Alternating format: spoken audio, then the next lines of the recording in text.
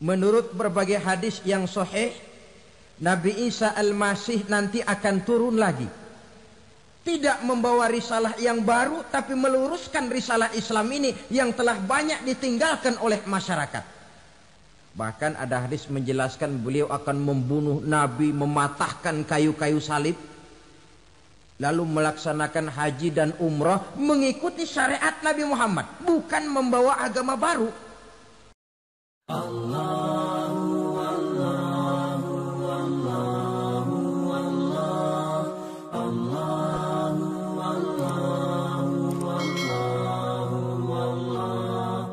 Assalamualaikum warahmatullahi wabarakatuh. Waalaikumsalam warahmatullahi wabarakatuh. Alhamdulillah, wassalatu wassalamu ala sayyidina Rasulillah, sayyidina wa maulana Muhammad ibn Abdullah wa ala alihi wa sahbihi wa mawalah. La hawla wa la quwwata illa billah, amma ba'du. Bapak-bapak, ibu-ibu, saudara-saudara kaum muslimin rahimakumullah. Pada pertemuan yang lalu sudah saya jelaskan bahwa hidup selalu berakhir dengan kematian. Apabila datang kematian menimpa seseorang, datanglah kiamat baginya. Itu yang disebut dengan kiamat kecil.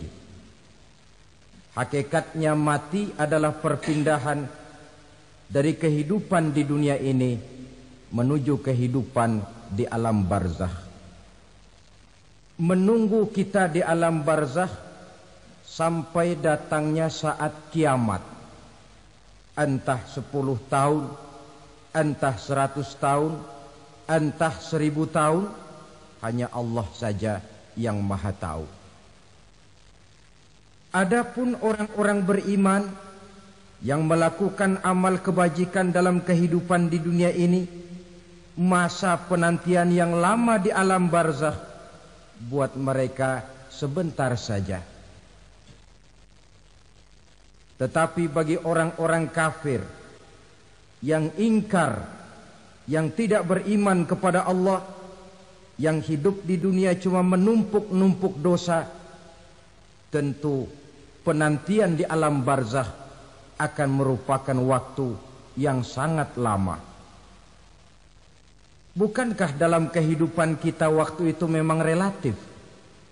Contoh misalnya, bagi pemuda-pemudi yang sedang duduk asyik memadu cinta,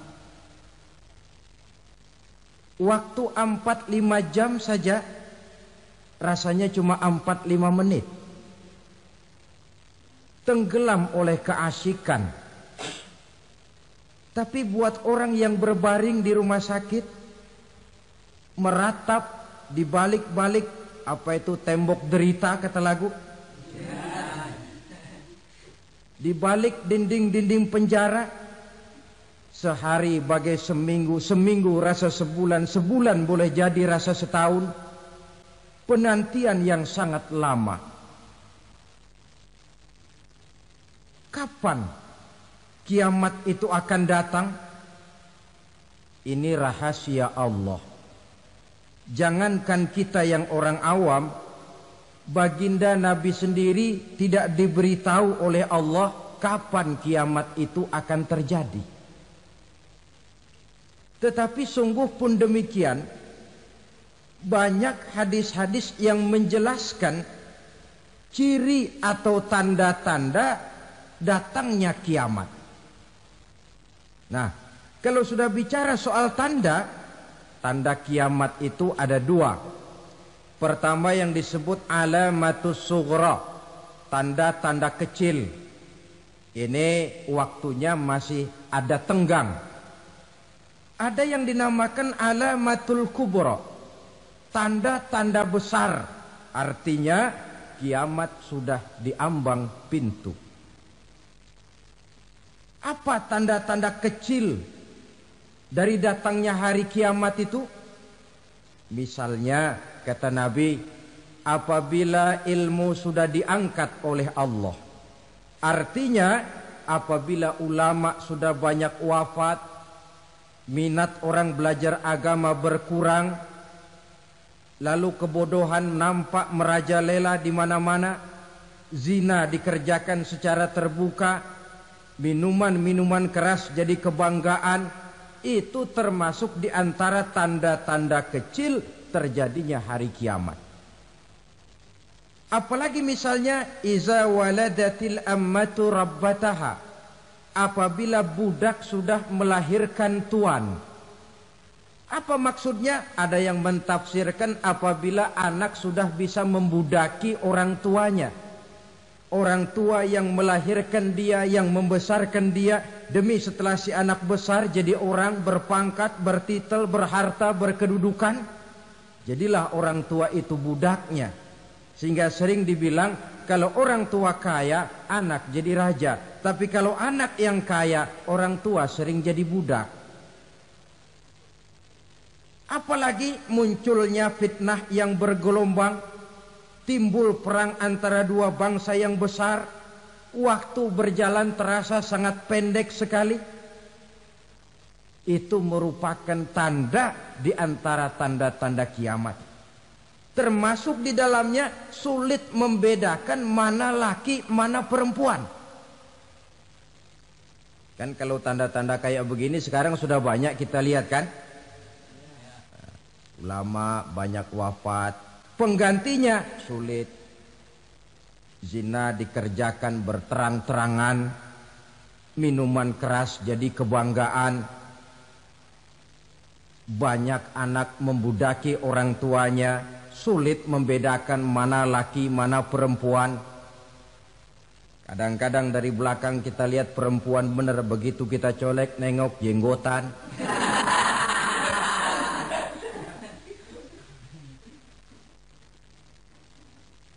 Ini termasuk tanda-tanda kecil. Masih ada tenggang sampai akan terjadinya kiamat itu. Nah, yang dimaksud dengan tanda-tanda besar, ini tanda besar artinya kiamat sudah di ambang pintu. Pertama, matahari terbit dari sebelah barat. Apabila matahari sudah terbit dari arah sebelah barat, tertutuplah sudah pintu taubat. Bersabda Nabi kita, la taqumus sa'atu hatta tatlu'a syamsu min maghribiha. Tidak akan datang hari kiamat sampai matahari terbit dari arah sebelah barat. Wa iza tala'at, manakala matahari telah terbit dari arah sebelah barat, wa ra'ahan nasu, manusia banyak menyaksikan itu, amanu ajma'un, mereka pun lalu beriman. Yang tadinya kafir, yang tadinya ingkar, yang tadinya membangkang, setelah melihat matahari terbit dari sebelah barat, buru-buru beriman, berlomba-lomba mengucap dua kalimat syahadat. Tapi apa yang terjadi? Kata Nabi, wadzalika hina la yanfa'u nafsan imanuha lam takun amanat min qabl. Hari itu adalah hari yang iman sudah tidak berguna lagi bagi seseorang apabila sebelumnya memang dia tidak pernah beriman. Au kasabat fi imaniha khaira, atau beriman tetapi tidak pernah melakukan kebajikan di dalam keimanannya itu. Hari yang sudah kasib, hari yang sudah terlambat, beriman tidak akan ada gunanya lagi. Ini pelajaran buat kita. Sebelum sang surya terbit dari sebelah barat, sebelum nafas sampai di tenggorokan, artinya pintu taubat masih terbuka. Kalau dua hal itu sudah terwujud, nafas sudah sampai di kerongkongan atau matahari sudah terbit dari arah sebelah barat, tertutuplah sudah pintu taubat. Tak ada lagi gunanya pangkat, jabatan, harta, bahkan beriman pun dalam suasana macam itu. Too late, kata orang Kulon. Sudah terlambat. Matahari terbit dari arah sebelah barat. Itu tanda besar, artinya kiamat sudah di ambang pintu. Lalu apalagi tanda besar? Munculnya Dajjal. Dajjal artinya pendusta-pendusta yang menyesatkan manusia. Ada dua macam Dajjal, saudara. Ada Dajjal kecil. Ini Dajjal kelas teri. Kalau ini sejak zaman Rasulullah sudah ada itu. Tiap zaman ada. Di zaman Rasulullah misalnya ada yang bernama Aswad al-Unsi dari Yaman. Ada yang namanya Musailamah al-Kazzab dari Yamamah. Ada yang namanya Ibnu Sayyad dari Madinah. Ini Dajjal di zaman Rasul. Musailamatul Kazzab memproklamirkan diri jadi nabi dia. Di zaman Rasul masih hidup. Ini Dajjal zaman Nabi. Di zaman sahabat muncul Dajjal. Di zaman kita sekarang ini Dajjal pun gentayangan. Dajjal kelas teri. Kerjanya mendustakan manusia, menyesatkan manusia, memalingkan manusia dari jalan yang benar dan diridhoi oleh Allah Subhanahu wa taala. Adapun yang merupakan tanda besar dari datangnya kiamat, Dajjal kelas kakap. Pembohong-pembohong besar yang menyesatkan masyarakat manusia berpaling dari jalan Allah mengikuti jalan mereka. Apa sih ciri Dajjal itu? Kata Nabi dalam hadis Bukhari Muslim, "Innad Dajjala", sesungguhnya yang namanya Dajjal itu yakhruju, satu saat akan muncul mendekati hari kiamat. Wa inna ma'ahu ma'an, si Dajjal ini membawa air. Wa naran, dan juga membawa api. Dua simbol. Di tangan yang satu dia bawa air, di tangan yang satu dia bawa api. Wa ammal ladzi yarahu an-nasu ma'an fanarun. Adapun yang orang banyak lihat air, hakikatnya adalah api. Yang dilihat api, hakikatnya adalah air. Oleh sebab itu, kalau api yang ditawarkan, ambillah air. Kalau air yang ditawarkan, pilihlah api. Maksudnya apa ini? Ini bahasa simbol, saudara-saudara. Dajjal bicaranya seolah-olah untuk kepentingan manusia, menawarkan surga. Surga yang dia tawarkan hakikatnya neraka. Hai manusia, kalau kau mau bahagia, jangan dekat-dekat dengan agama. Solat itu tidak efektif dan efisien, tidak produktif dari segi ekonomi itu. Menghadiri majelis taklim cuma buang-buang waktu. Tahajud, tasbih, tahlil, baca Quran, apa itu? Pekerjaan mubazir saja. Hidup ini cuma sekali, masa yang cuma sekali, manfaatkan dengan sebaik-baiknya. Mumpung, dibawanya sifat mumpung tetapi dalam pengertian yang sangat negatif. Bicaranya seolah-olah untuk kepentingan manusia, tetapi sebenarnya menjerumuskan manusia. Menawarkan air, tapi sebenarnya api. Menawarkan api, tapi hakikatnya air. Buat apa kamu sholat? Buat apa kamu bayar zakat? Buat apa kamu puasa? Surga yang dicanangkan Dajjal, hakikatnya neraka. Neraka yang digambarkan Dajjal, pada dasarnya adalah surga. Jadi memutarbalikan fakta itu kerjaan Dajjal. Yang hak jadi batil, yang batil dibilang hak, yang benar jadi salah, yang salah malah jadi benar. Tuntunan disuruh jadi tontonan, tontonan malah menjadi tuntunan. Itu pekerjaan Dajjal profesinya. Zamannya Nabi Adam, Dajjalnya kan iblis. Betul? Betul. Apa sih rayuan iblis itu? Allah setelah menciptakan Nabi Adam kan bilang, Adam, kau dan istrimu Hawa tinggal di surga ini. seluruh fasilitas yang ada di sorga persilahkan kau nikmati. Satu yang tidak boleh, jangan coba-coba dekati pohon khuldi. Dekat saja jangan, apalagi sampai memetiknya. Datang Dajjal yang namanya iblis ini. Adam, kamu tahu nggak kenapa tidak boleh makan buah khuldi? Ya nggak tahu, pokoknya saya dilarang. Bodoh kamu, Dam. Khuldun artinya kekal.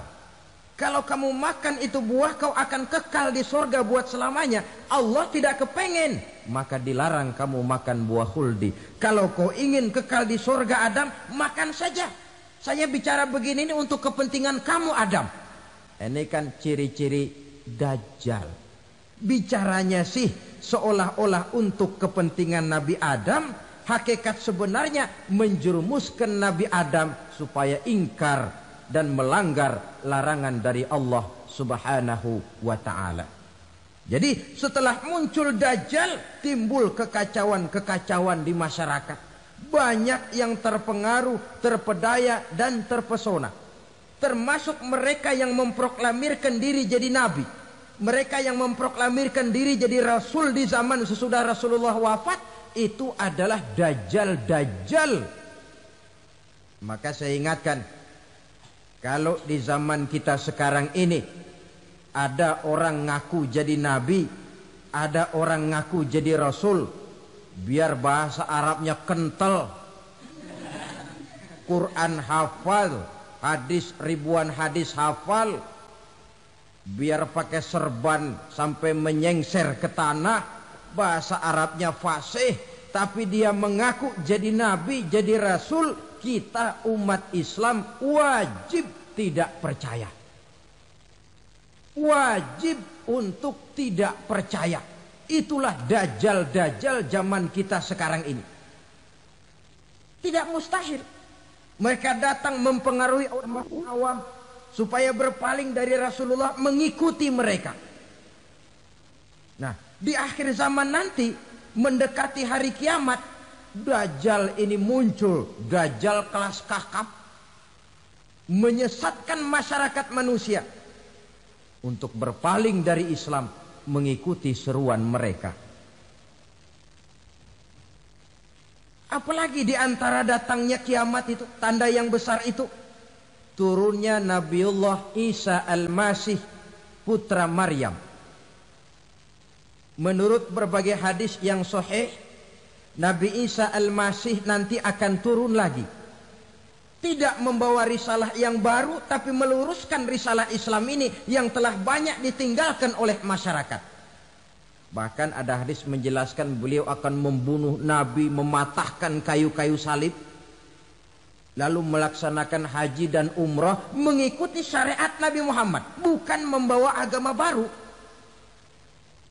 Menjadi semacam mujaddid, reformer, menyelamatkan manusia dari bisikan Dajjal. Bahkan ada riwayat yang menjelaskan bahwa Nabi Isa berhasil mengalahkan Dajjal, mengembalikan masyarakat manusia kembali kepada ajaran Islam yang datang dari Allah, dibawa oleh Rasulullah Sallallahu Alaihi Wasallam. Dengan kata lain, turunnya Nabi Isa bukan sebagai Nabi dan Rasul baru, tetapi mengikuti syariat Nabi kita Muhammad Sallallahu Alaihi Wasallam. Saudara hadirin, ibu-ibu hadirat yang saya hormati, kemudian apalagi di antara tanda-tanda besar akan datangnya kiamat itu? Keluarnya asap atau awan. Kata Nabi, inna min asratis sa'ah dukhanan yamla'u ma bainal masyriqi wal maghrib. Di antara tanda-tanda kiamat, munculnya awan antara langit dan bumi. Ini pun diperkuat dalam surah Ad-Dukhan ayat 10. Fartaqib yauma ta'tis sama' bidukhanin mubin fayughshan nas hadza azabun alim. Bagi orang-orang yang beriman, mereka biasa-biasa saja. Tapi bagi orang kufur, datangnya asap dan awan ini merupakan azab yang kelewat pedih. barangkali sedikit mendekati gambaran tentang azab yang pedih ini. Saya ingatkan alam pikiran kita kepada peristiwa yang belum lama terjadi. Pernah dengar berita bocornya reaktor nuklir di Chernobyl, Uni Soviet? Pernah dengar? Nah. Bocornya reaktor nuklir di Chernobyl yang mengakibatkan ratusan bahkan sangat mungkin ribuan nyawa. Cuma satu reaktor. Bagaimana kalau seluruh cadangan nuklir yang dimiliki oleh para negara adik kuasa ini diledakkan? Bahkan yang konon menurut catatan, cadangan nuklir yang dimiliki bersama oleh Amerika dan Rusia sekarang ini sudah sanggup memusnahkan 6 miliar manusia. 1,5 kali lebih banyak dari jumlah manusia yang nongkrong di permukaan bumi ini. Saudara-saudara hadirin yang saya hormati, lalu saat mendekati hari kiamat, apalagi tandanya? Setelah Nabi Isa wafat, pada saat turunnya yang kedua kali, lalu Allah meniupkan angin sejuk. Semua orang-orang beriman, orang-orang baik wafat, sehingga penghuni bumi ini cuma tinggal lagi terdiri dari orang-orang kafir. Tidak ada lagi di bumi ini yang bisa mengucapkan Allah. Sehingga dalam hadis qudsi itu ada keterangan, Innallaha azza wa jalla yaqulu li Israfil. Allah pernah pesan kepada malaikat Israfil. Kata Allah, Israfil, Iza sami'ta qailan yaqul Allah, Allah, fa akhirin nafah 40 sanatan ikraman liqailiha. Hai Israfil, apabila kau dengar di permukaan bumi masih banyak orang yang mengucapkan Allah, Allah, maka tunda sangkakala kiamat itu 40 tahun. Untuk apa? Ikraman liqailiha, menghormati orang yang mengucapkan Allah, Allah itu. Wah, jadi karena sekarang masih banyak yang mengucapkan Allah, besar hatilah kita, masih jauh kiamat itu. Tapi jangan lupa, kiamat pribadi, kiamat kecil itu yang gak kita sangka-sangka. Ajal datang mencabut nyawa, itu kiamat pribadi. Dan itu yang pasti kita hadapi. Dan itu yang membuat kita tidak boleh bersikap main-main di dalam kehidupan sekarang ini. Saudara hadirin yang saya hormati, tidak ada lagi orang-orang muslim. Seluruh penduduk dunia ini kafir. Lalu terciptalah struktur sosial yang berlandaskan prinsip hidup semau gue. Bakal terjadilah prinsip di mana yang kaya menyantap yang miskin, yang kuat menindas yang lemah. Hidup sudah bagaikan di rimba belantara, berlaku hukum rimba. Siapa yang kuat dia yang menang, siapa yang lemah menjadi mangsa. Timbul kekacauan, maksiat merajalela, munkarat menjadi-jadi, sehingga isi bumi ini penuh dengan segala macam perbuatan dosa. Tidak ada perlunya lagi alam diperpanjang temponya. Datang saat yang sudah dijanjikan oleh Allah Azza wa Jalla, maka terjadilah yang disebut kiamat kubra, kiamat besar, kiamat ancur-ancuran. Bagaimana kejadian ini dimulai? Dalam surah Az-Zumar ayat 68, Allah subhanahu wa ta'ala berfirman, wa nufikha fis suri fasa'iqa man fis samawati wa man fil ardi illa man sya'allahu. Maka manakala ditiuplah sangkakala, terkejutlah seluruh yang ada di langit dan seluruh yang ada di bumi. Bila saat kiamat datang, Allah perintah malaikat Israfil, Israfil, tiup sangkakalamu. Ditiuplah sangkakala oleh malaikat Israfil. Yang akibat daripada tiupan itu, seluruh yang ada di langit, seluruh yang ada di permukaan bumi terkejut. Yang ada di langit siapa? Malaikat kan. Bayangin aja kalau malaikat kaget, apalagi kita. Terkejut seluruh makhluk yang ada di bumi, yang ada di langit mendengar suara sangkakala itu.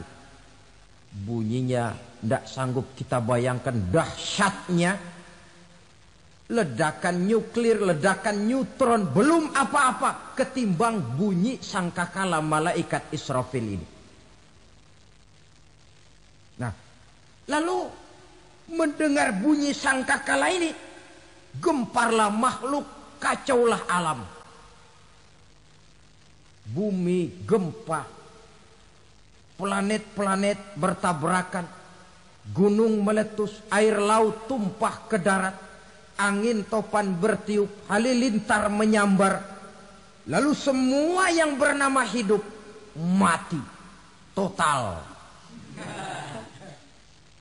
Mati bareng tanpa persiapan.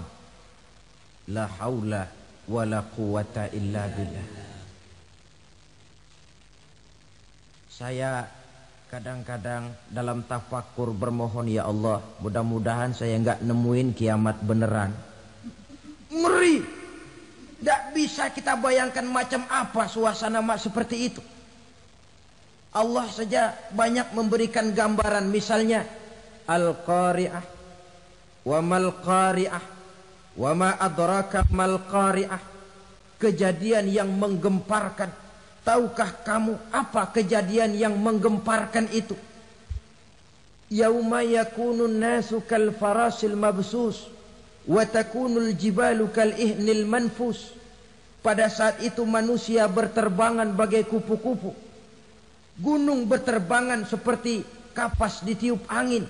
Gunung saja macam kapas, konon lagi manusia. Kematian total, mulai semut sampai gajah mati, jin mati, iblis mati, malaikat mati. Malaikat saja mati. Saudara hadirin yang saya hormati, kematian total yang tanpa persiapan. Orang bilang, Pak, kalau mati bareng begitu yang repot malaikat maut dong ya. Cabut sana, cabut sini. Itu kalau menurut logika kita, mestinya begitu menurut logika. Tapi logika juga yang nggak perlu serepot itu. Sebab untuk mematikan listrik di wilayah DKI, di wilayah Jakarta, nggak perlu tiap rumah didatengin, matiin, ya lama. Cukup dari kantor pusatnya saja PLN tekan satu tombol, gelaplah seluruh Jakarta.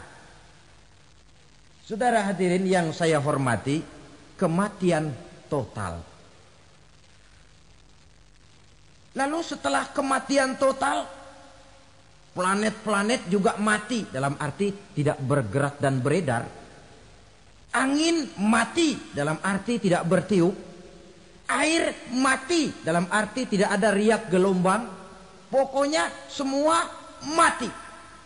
Kullu nafsin za'iqatul maut. Semua yang bernafas mati. Dalam ayat lain, kullu man 'alaiha fan. Semua yang ada di permukaan bumi fana. Yang kekal cuma Allah Subhanahu wa ta'ala. Yang paling belakang mati, malaikat maut dan malaikat Israfil.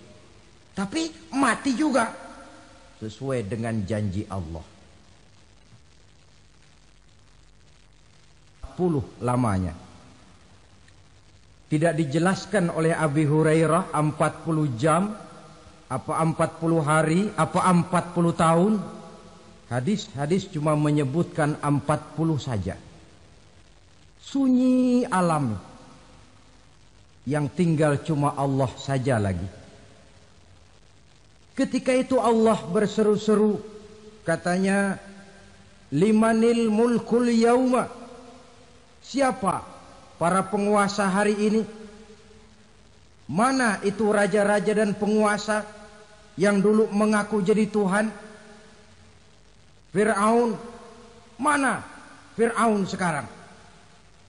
Yang dulu jadi raja, merasa berhasil, sombong, lalu tidak mau turun-turun dari kekuasaannya, sampai kepada puncak kekurang ajarannya mengangkat diri jadi Tuhan. Mana itu Fir'aun? Namrus, mana sekarang Namrus? La ilaha illa ana. Ternyata tidak ada Tuhan lain selain daripada aku, kata Allah. Proses kemudian, saudara-saudara, turunlah hujan dari langit. 40 lamanya hujan itu. Tidak jelas juga 40 jam apa 40 hari. Setelah air turun membasahi, datanglah tiupan sangkakala yang kedua. Semua yang bernama mati bangkit dari kuburnya masing-masing. Ini yang disebut Yaumul Ba'thi, hari kebangkitan. Allahu Akbar. Pada saat kita bangkit dari kubur kita masing-masing, kumpul di padang mahsyar namanya. Bayangin aja, saya sendiri nggak sanggup bayangin. Manusia sejak zaman Adam sampai zaman kiamat kumpul bareng di tempat sama. Berapa banyaknya itu?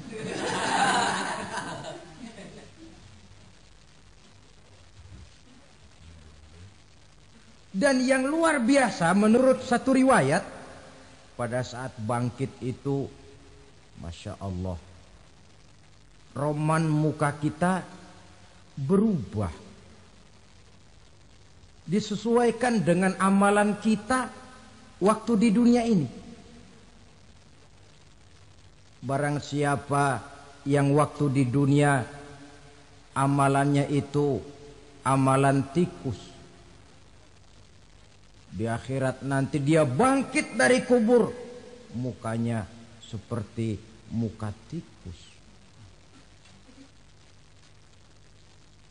Gagah betul badannya, tapi mukanya seperti tikus. Kenapa? Amalannya waktu di dunia seperti amalan tikus. Apa amalan tikus itu? Suka ngegeragoti barang yang sudah disimpan rapi-rapi. Orang sudah simpan uang rapi-rapi, simpan perhiasan rapi-rapi, digeragoti oleh tikus. Maling-maling, pencoleng-pencoleng, koruptor-koruptor, itu nanti di akhirat nanti kita lihat mukanya seperti muka tikus. Oh, ini waktu di dunia suka nyolong, hanya seperti muka tikus. Barang siapa yang waktu di dunia ini amalannya itu amalan macan, dia akan bangkit nanti mukanya seperti muka macan. Apa amalan macan? Macan itu amalannya menang-menangan. Orang yang mau menang saja nggak mau mengalah. Coba lihat di hutan. Kenal hutan nggak? Nah. Di hutan, raja hutan di mana-mana pasti macan. Betul kan? Betul. Padahal hutan belum pernah bikin pemilihan umum. Tapi macan tidak peduli ada pemilihan umum apa tidak, pokok saya raja. Sebab apa? Macan jadi raja itu bukan karena benar, tapi karena kuat jadi raja. Setelah dia jadi raja, rakyat hutan yang mesti dilindungi malah dimakan oleh raja macan. Kambing rakyat hutan dimakan oleh macan. Ayam rakyat hutan dimakan oleh macan. Itu nanti kita lihat di akhirat itu mukanya seperti muka macan, gagah betul. Lalu barang siapa yang di dunia ini amalannya itu seperti amalan anjing, nanti dia punya muka seperti muka anjing. Apa amalan anjing? Pertama, anjing itu kalau disuruh jaga rumah, dia tidak bisa membedakan mana maling, mana tamu.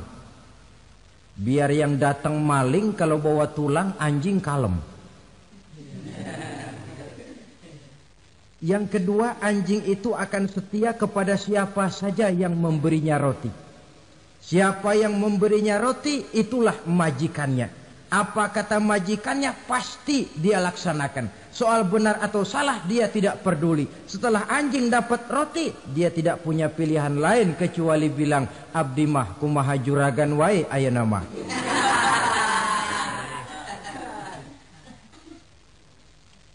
Saudara hadirin yang saya hormati, berkumpul di padang mahsyar, tiap orang sibuk dengan persoalannya masing-masing. Matahari waktu itu didekatkan oleh Allah, panas luar biasa. Ada yang saking panasnya itu mencucurkan peluh keringat sampai sebatas mata kakinya. Ada yang keringatnya sampai sedengkulnya, ada yang keringatnya sampai sepusatnya, ada yang keringatnya mengalir sampai sebahunya, ada yang kelelap oleh keringatnya sendiri, sementara orang di sampingnya nggak apa-apa. Bergantung lagi amalan dia waktu di dunia ini. Saudara-saudara, sebagian orang dalam kepanikan padang mahsyar berombong-rombong datang mereka menghadap Nabi Adam. Ya Adam, anta abal bashar. Hai Adam, Tuhan adalah bapak moyang manusia. Kami sebentar lagi akan disidang, dimintakan pertanggungan jawab. Tolonglah kami, hai Adam. Kata Nabi Adam, jangankan nolongin sampean, saya sendiri tanggung jawab di hadapan Allah ketika dulu tidak boleh makan khuldi, saya serobot. Sudahlah, urus diri masing-masing saja, nafsi. Begitu kata Nabi Nuh, begitu kata Nabi Ibrahim. Tiap orang bertanggung jawab sendiri-sendiri. Ketika itulah saudara-saudara, nikmatnya menjadi umat Nabi besar Muhammad sallallahu alaihi wasallam. Sebab apa? Walaupun menurut abjad kita ini umat paling belakang, paling belakang kita ini toh, karena Nabi Muhammad adalah Nabi akhir, tapi akan dihisap lebih dulu, lewat di atas sirat lebih dulu, masuk surga lebih dahulu ketimbang umat-umat belakangan. Ketika Rasul mendekati ajal, beliau tanyakan itu kepada malaikat Jibril. Malaikat Jibril berkata, Muhammad jangan khawatir, Allah sudah berjanji, inni haramtul jannata ala sairil anbiya hatta tadkhulaha anta wa haramtuha ala sairil umami hatta tadkhulaha ummatuka. Surga aku haramkan buat seluruh nabi kecuali kalau engkau Muhammad sudah masuk ke dalamnya, dan surga aku haramkan buat seluruh umat kecuali kalau umatmu Muhammad sudah masuk ke dalamnya. Logikanya, walaupun menurut abjad kita umat paling belakang, bakal dihisap paling dulu, lewat di atas sirat paling dulu, masuk surga paling dulu, kalau mampir ke neraka juga paling dulu. Ya resiko. Jangan mau enaknya aja paling dulu. Saudara hadirin yang saya hormati, setelah masa kebangkitan itu jangan dikira begitu bangkit langsung diperiksa. Masih menunggu menanti ribuan tahun perhitungan padang mahsyar untuk sampai kepada proses yang disebut yaumul hisab, hari perhitungan. Seorang demi seorang bakal dipanggil. Bayangkan saja, kita se-RT saja di absen, kadang-kadang perlu waktu lama.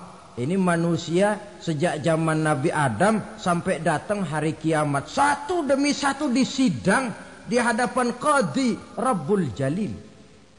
Status sosial copot sudah waktu itu. Yang pernah jadi hartawan di situ tidak lagi kelihatan kehartawanannya. Yang pernah jadi jenderal tidak lagi dipanggil jenderalnya. Yang ustadz tidak lagi dipanggil al-mukarramnya. Seluruh status sosial selesai. Dipanggillah kita seorang demi seorang menghadap Qadhi Rabbul Jalil. Bagaimana proses penghisaban itu? Pertama, proses tanya jawab. Di antaranya ada hadis menyatakan lan tazula qadama 'abdin yaumal qiyamah hatta yus'ala an arba'i khisalin. Besok di hari kiamat tidak akan bergeser telapak kaki seorang hamba sampai dia ditanya lebih dulu tentang 4 persoalan. Tentang ilmunya. Kemana ilmu itu diamalkan? Tentang umurnya. Di mana umur itu dihabiskan? Tentang masa mudanya. Kemana masa muda itu dipakai? Tentang hartanya. Dari mana harta itu didapat dan kemana harta itu dibelanjakan. Ini termasuk proses tanya jawab. Jadi kalau istilah pengadilan dunia, nama Fulan bin Fulan. Kamu waktu di dunia diberikan umur panjang untuk apa? Pernah mengalami masa muda, kemana kau habiskan masa remajamu? Kau diamanahkan ilmu, dengan apa ilmumu kau amalkan? Kau diberikan harta, dari mana harta kau dapat, kemana kau belanjakan? Tak seorang pun yang bisa mungkir. Sebab apa? Dikala itu yang menjadi saksi bukan orang. Yang menjadi saksi adalah seluruh anggota badan kita. Tangan bicara, kaki jadi saksi terhadap seluruh amalan yang pernah kita kerjakan pada saat kehidupan di alam dunia ini. Selesai proses tanya jawab, lalu diperlihatkan buku catatan kita waktu hidup di dunia ini. Jangan lupa Allah itu menyiapkan 2 superkomputer kepada kita. Sebelah ditempelin sebelah kanan, yang sebelah tempelin di sebelah kiri. Komputer itu namanya Raqib dan Atid. 2 malaikat yang apabila baik kita lakukan, refleks saja akan menulis kebajikan kita. Jahat kita kerjakan akan tertulis. Catatan itu nanti diperlihatkan kepada kita. Waduh, alangkah malunya pada saat diperlihatkan catatan kita, buku rapot kita merah melulu. Barangkali diperiksa sambil diomelin, brengsek lo. Buku merah melulu begini bagaimana waktu hidup di dunia? Tidak cukup diperlihatkan buku catatan kehidupan, rekaman kehidupan. Rekaman kehidupan kita secara utuh sejak terlahir sampai ajal datang merenggut nyawa. Barangkali mirip dengan video sekarang ini, di mana terekam dengan baik seluruh kegiatan kita sejak yang sekecil-kecilnya sampai kepada yang sebesar-besarnya. Untuk kemudian kita pun menerima balasan. In khairan fa khairun wa in syarran fa syarrun. Kalau baik ya baik balasannya, kalau jahat ya jahat juga balasannya. Catatan-catatan kita diberikan.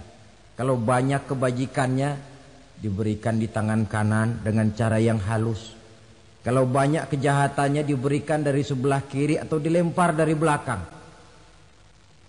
Itulah sebabnya sejak di dunia ini kita sudah mohon kepada Allah.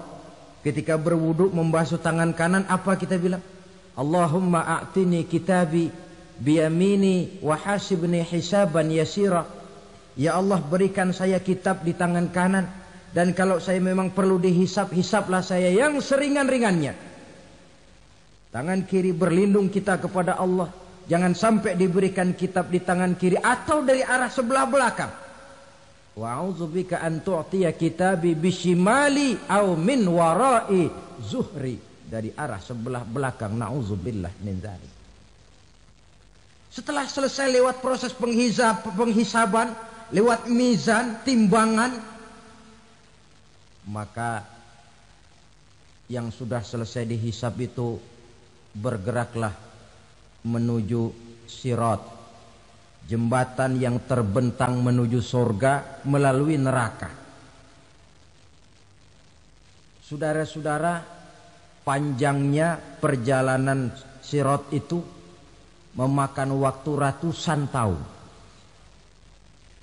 Tetapi orang yang lewat di atas Sirat pun macam-macam, bergantung amalannya ketika di dunia ini. Ada yang lewat di atas Sirat itu kal barqil khatib, seperti kilat yang menyambar, lep, sudah sampai dia di surga. Cepat bukan main.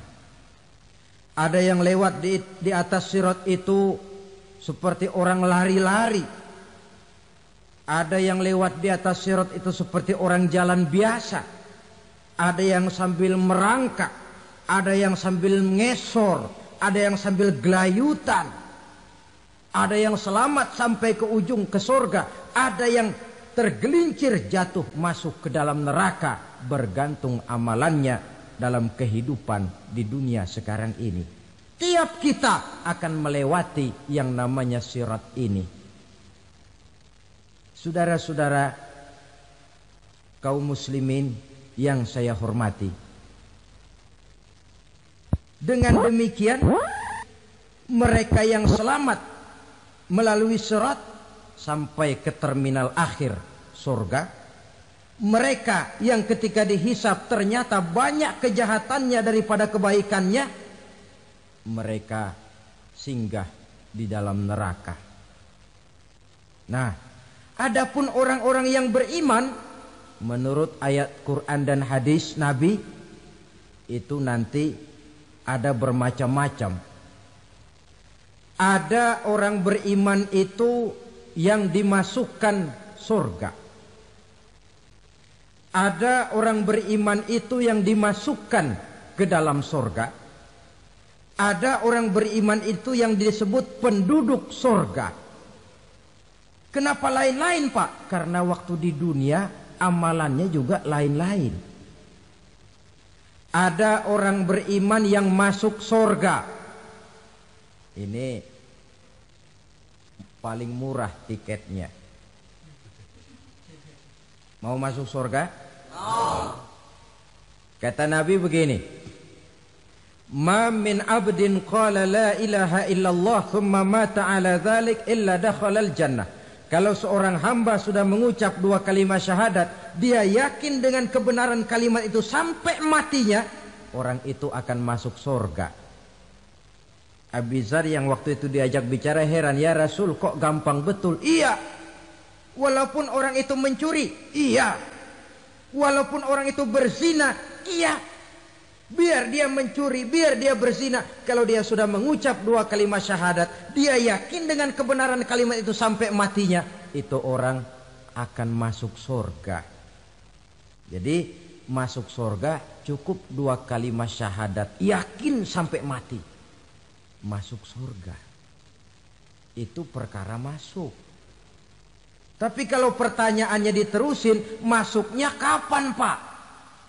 Nah, ini lain lagi urusannya. Sebab ada yang masuknya itu langsung, ada yang mampir dulu. Di sana tempat cuma dua, kalau tidak surga, neraka. Mau ke surga tapi mampir dulu, yang mampirnya jelas di neraka.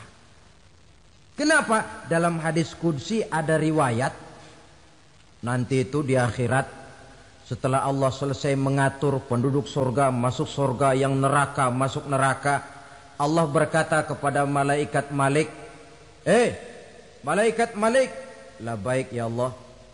Itu bajingan-bajingan tengik, manusia-manusia durjana yang waktu di dunia tidak mau sujud, jauh dari ulama, gemar melakukan yang munkarat dan maksiat, hidup di tengah masyarakat selalu jadi bibit keonaran, kufur, sudah masuk neraka semua. Sudah ya Allah. Nah, kalau sudah, coba sekarang kamu masuk, Malik. Saya, iya, masuk neraka. Mau apa ya Allah? Kata Allah, akhriju minan nar man kana fi qalbihi misqala habatin min khardalin min iman. Kau masuk neraka, cari di dalam neraka orang-orang yang ada imannya walaupun kecil sebesar biji zarah, angkat mereka keluar. masuk malaikat Malik ke neraka. Cari orang yang ada imannya, korek. Ya repot, udah pada gosong. Yang ada imannya diangkat ke atas, yang ada imannya diangkat ke atas. Lalu dimandikan di Nahrul Hayat, namanya sungai kehidupan di akhirat nanti. Cakep lagi rupanya, bersih lagi wajahnya, apel di hadapan Allah. Kata Allah, bagaimana mas? Kapok enggak sampean? Kapok ya Allah. Nah, kalau kapok, idhab fadkhulil jannah. Pergi, masuk surga sana. Berangkat mereka ke surga. Ketemu sama teman-temannya yang udah sampai lebih dulu. Yang enggak pakai mampir lagi. Terjadi dialog. Kata teman-temannya yang udah pada nyampe duluan, mas, iya. Emang baru sampai? Saya baru sampai. Memang mampir di mana dulu mas? Kita sudah lama sampai di surga. Saudara buka surah Al-Muddatsir ayat 34-35. Ma salakakum fis saqar? Kenapa kamu mampir di neraka Saqar? Qalu lam nakum minal musallin. Mereka menjawab, kami mampir di neraka Saqar mas, gara-gara dulunya kami waktu di dunia tidak pernah sholat. Tidak pernah sholat? Tidak pernah. Kan rumahnya dekat masjid, cuma dekat doang mas. Sholat mah enggak saya. Enggak pernah ngasih makan fakir miskin, enggak pernah hadir di majelis taklim, pendeknya enggak pernah melakukan kebajikan. Maka saya pun mampir di neraka Saqar. Untung betul saya punya iman mas, sedikit. Waktu hidup di dunia dulu saya pernah mengucap 2 kalimat syahadat. Sekali-kalinya waktu mau kawin. Masya Allah. Untung saja kawin. Kalau nggak kawin polos.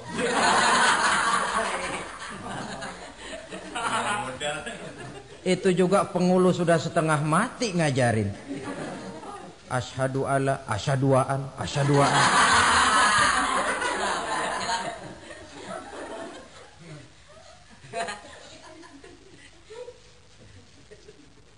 Ini namanya masuk surga, ada mampir dulu.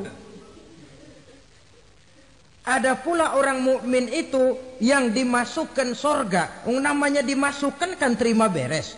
Saya masuk ke rumah, jalan sendiri, cari tempat sendiri. Saya dimasukkan ke dalam rumah, terima beres. Pokok ada di dalam, itu dimasukkan namanya. Nggak pakai mampir. Tapi tentu tiketnya lebih mahal ketimbang yang pertama tadi. Apa kata Allah? Innal ladzina amanu wa amilus solihat la ukaffiranna anhum sayyiatihim wa la udkhilannahum jannah. Sesungguhnya orang-orang yang beriman kemudian beramal soleh, kami hapuskan segala dosa dan kesalahannya, kami masukkan mereka ke dalam surga. Lihat ayatnya. Allah yang memasukkan, kita yang dimasukkan. Tidak pakai transit, tidak usah mampir. Cuma tidak cukup syahadat, tidak cukup amanu, tapi diiringi dengan wa'amilus salih. Iman, amal. Tidak cukup syahadat, lalu dibuktikan dia sholat, dia zakat, puasa, lalu dia melakukan berbagai macam kebajikan. Ini yang menyebabkan dia tidak pakai mampir di tempat yang bernama Saqar. Lalu ada pula orang mukmin itu yang disebut penduduk surga. Wah, ini sudah VIP ini. Ashabul jannah, penduduk surga. Siapa mereka? Kata Allah, innal ladzina amanu summa istaqamu fala khaufun 'alaihim wala hum yahzanun ulaika ashabul jannah hum fiha khalidun. Sesungguhnya orang-orang yang beriman lalu istiqamah, tetap dalam melaksanakan perintah Allah, tidak goyah, tidak labil tapi stabil, istiqamah, mereka tidak takut dan tidak bersedih hati. Merekalah penduduk surga. Iman, istiqamah. Tidak punya duit, sembayang. Banyak duit, sembayang. Miskin, sembayang. kaya tetap sembahyang, istiqomah. Kadang orang kalau susah rajin ke masjid, banyak duitnya ngelihat masjid melengos. Waktu miskin hamba Allah, setelah kaya jadi hamba harta. Bergeser, tidak ada nilai istiqomahnya. Saudara-saudara, dengan begitu penduduk neraka itu dua. Ada penduduk permanen, ada penduduk yang semi permanen. Yang semi permanen orang-orang beriman yang mempunyai dosa besar. Mereka masuk ke neraka untuk menerima azab sesuai dengan dosanya. Bila selesai masa azab itu, mereka akan diangkat untuk ditempatkan kembali ke dalam surganya Allah Subhanahu wa ta'ala. Nah, dikala itulah saudara-saudara ada yang disebut syafaat dari Rasulullah Sallallahu Alaihi Wasallam. Tapi tentu jangan lupa syafaat ini ibarat kain menambal dia. Kita punya kain bolong-bolong sedikit, syafaat yang menambal. Solat kita ada kurang dikit, sedekah kita ada campur riak dikit, amalan kita ada tidak karena Allah dikit, kita berharap syafaat. Jadi biarlah kain masih bolong-bolong, yang penting punya kain. Tapi kalau kainnya tidak ada, yang ditambal apanya? Solat tidak, puasa tidak, zakat tidak, berharap syafaat saja. Ya, terlalu berlebihan itu. Saudara hadirin yang saya hormati, apabila selesai proses penghisaban, proses penghitungan, maka dikala itulah manusia terbagi dalam dua kelompok besar. Fariqun fil jannah wa fariqun fis sa'ir. Sekelompok orang-orang beruntung yang masuk ke dalam surga, dan sekelompok lagi masuk ke dalam neraka. Akan memakan waktu untuk menceritakan sifat surga dan neraka, tapi insya Allah pada kesempatan pertemuan lain saya sampaikan. Namun sebagai gambaran umum cukuplah saya sampaikan sebuah hadis qudsi. Allah jelaskan, a'dadtu li'ibadiyas salihin ma la 'ainun ra'at wa la uzunun sami'at wa la khatara fi qalbil bashar. Aku sediakan buat hamba-hambaku yang soleh, yang tidak pernah terlihat oleh mata, tidak pernah terdengar oleh telinga, dan belum pernah terdetik dalam hati manusia. Jadi kenikmatan surga belum pernah dilihat mata, belum pernah didengar telinga, belum pernah terdetik dalam hati. Pedihnya azab neraka belum pernah terlihat mata, belum pernah terdengar telinga, belum pernah terdetik dalam hati. Saudara hadirin yang saya hormati, oleh karena itu sebagai uraian akhir daripada kiamat ini, marilah sama-sama kita memanfaatkan hidup dengan sebaik-baiknya supaya jangan timbul penyesalan di hari kemudian nanti. Mudah-mudahan kita seluruhnya diselamatkan Allah dari azab neraka dan mendapat surga dan ridhonya. Sekian dan demikianlah pertemuan kita kali ini. Terima kasih banyak atas segala perhatian. Mohon maaf atas segala kekurangan. Usikum wa nafsi bitaqwallah. Wassalamualaikum warahmatullahi wabarakatuh. Waalaikumsalam.